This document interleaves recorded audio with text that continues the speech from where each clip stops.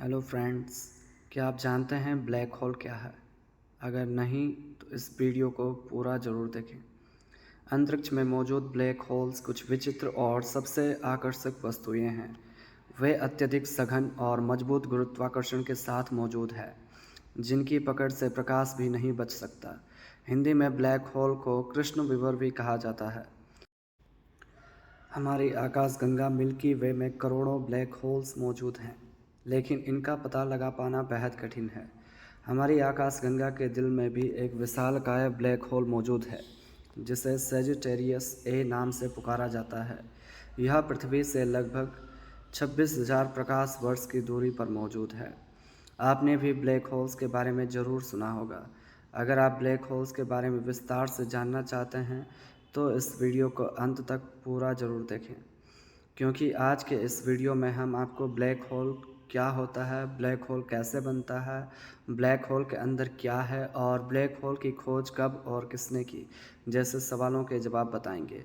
तो चलिए करते हैं शुरुआत और जानते हैं ब्लैक होल की पूरी जानकारी। ब्लैक होल क्या है? एक ब्लैक होल अंतरिक्ष में मौजूद एक ऐसा स्थान है जहां गुरुत्वाकर्षण बल बहुत ज़्यादा होता है, इतना ज़्यादा कि वहां से प्रकाश भी बाहर नहीं निकल सकता। ब्लैक होल में गुरुत्वाकर्षण इतना शक्तिशाली होता है कि यदि कोई तारा, ग्रह या अंतरिक्ष यान इसके नज़दीक आता है तो वह उसे अपने अंदर खींच लेगा और एक पुट्टी की तरह संकुचित कर देगा। इस प्रक्रिया को स्पैगेटिफिकेशन के नाम से जाना जाता है। ब्लैक होल में प्रकाश को पूरी तरह से अवशोषित कर लिया जाता है, इसलिए इसे देख पाना संभव नहीं है। ब्लैक होल अदृश्य होते हैं, जिन्हें विशेष टूल्स के साथ टेलीस्कोप के जरिए खोजा जा सकता है। ये विशेष टूल्स दिखाते हैं कि ब्लैक होल के सबसे नज़दीक तारे कैसे दूसरे तारे की अपेक्षा अलग से कार्य कर रहे हैं। ब्लैक होल कितने बड़े होते हैं? वैज्ञानिकों के अनुसार ब्लैक होल बड़े और छोटे दोनों आकार के होते हैं। ये एक परमाणु के आकार जितने छोटे हो सकते हैं, लेकिन इनका द्रव्यमान एक विशाल पर्वत जितना हो सकता है। द्रव्यमान का मतलब है किसी वस्तु में पदार्थ की मात्रा। ब्लैक होल का एक अन्य प्रकार है जिसे तारकीय ब्लैक होल कहा जाता है। इसका द्रव्यमान सूर्य के द्रव्यमान से 15 से 20 गुना अधिक हो सकता है। हमारी पृथ्वी की आकाशगंगा, जिसे मिल्की वे के नाम से जाना जाता है, में ऐसे अनेकों तारकीय ब्लैक होल मौजूद हैं। सबसे बड़े ब्लैक होल को विशालकाय ब्लैक होल के नाम से जाना जाता है। इस ब्लैक होल का द्रव्यमान एक साथ 10 लाख सूर्यों के द्रव्यमान से कहीं अधिक होता है। वैज्ञानिकों को इस बात के सबूत मिले हैं कि प्रत्येक बड़ी आकाशगंगा के केंद्र में एक विशालकाय ब्लैक होल मौजूद है। हमारी आकाशगंगा मिल्की वे के केंद्र में मौजूद विशालकाय ब्लैक होल को सेजिटेरियस ए या धनु ए नाम दिया गया है। इसका द्रव्यमान 40 लाख सूर्यों के द्रव्यमान के बराबर हो सकता है।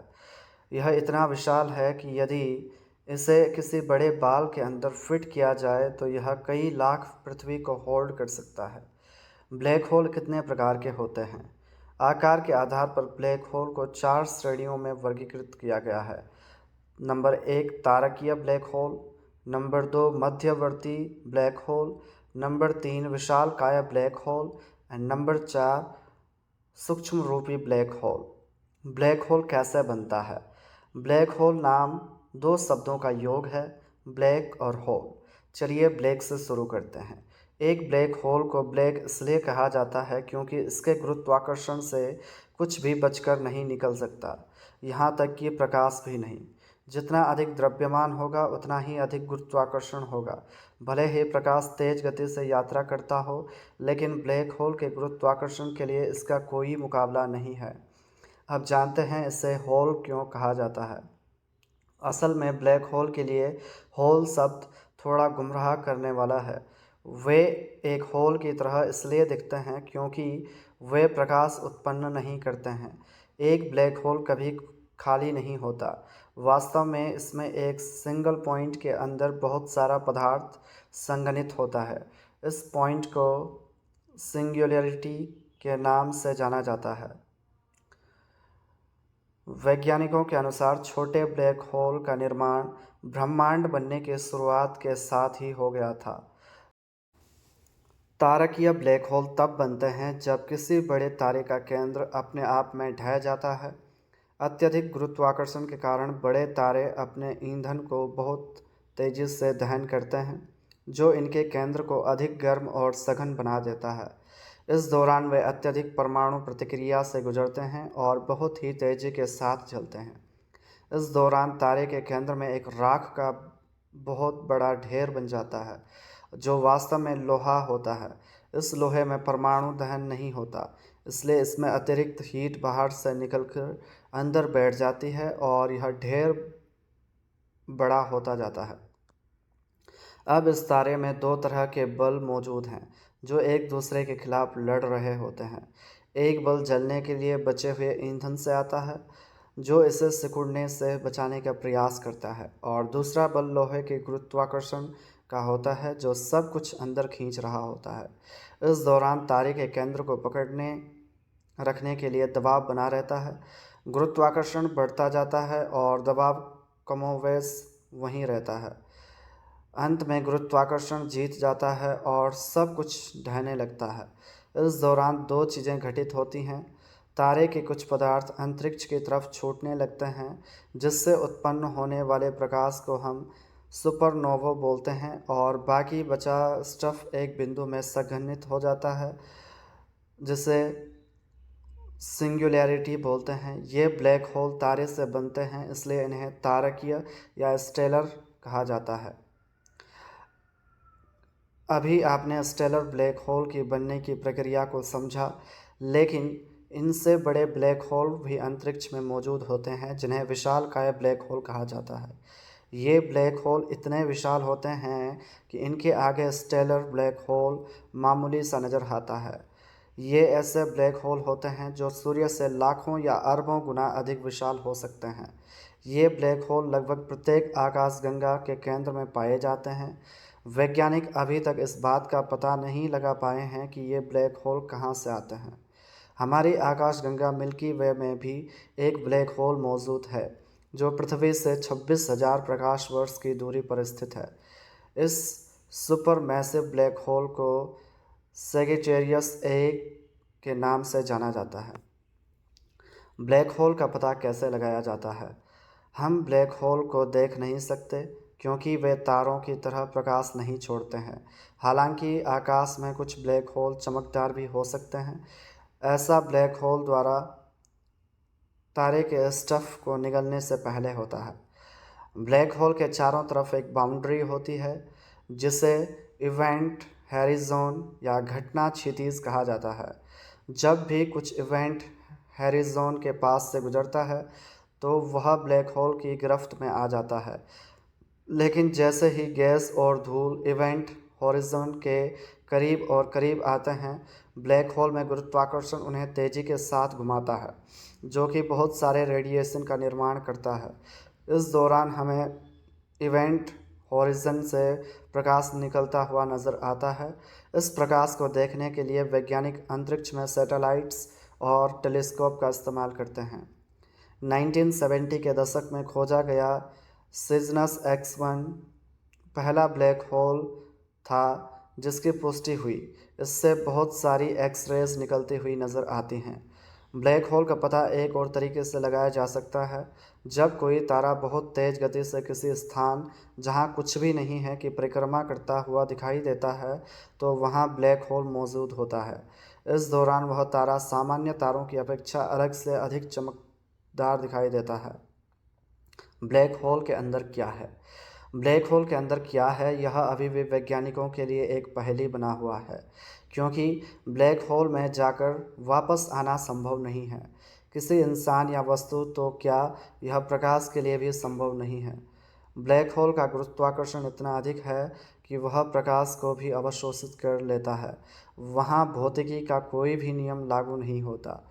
यदि आप ब्लैक होल के भीतर टॉर्च जलाकर देखना चाहेंगे, तो यह संभव नहीं है, क्योंकि प्रकाश को भी रिफ्लेक्ट होने के लिए कोई भौतिक वस्तु चाहिए होती है, जो ब्लैक होल में मौजूद नहीं है।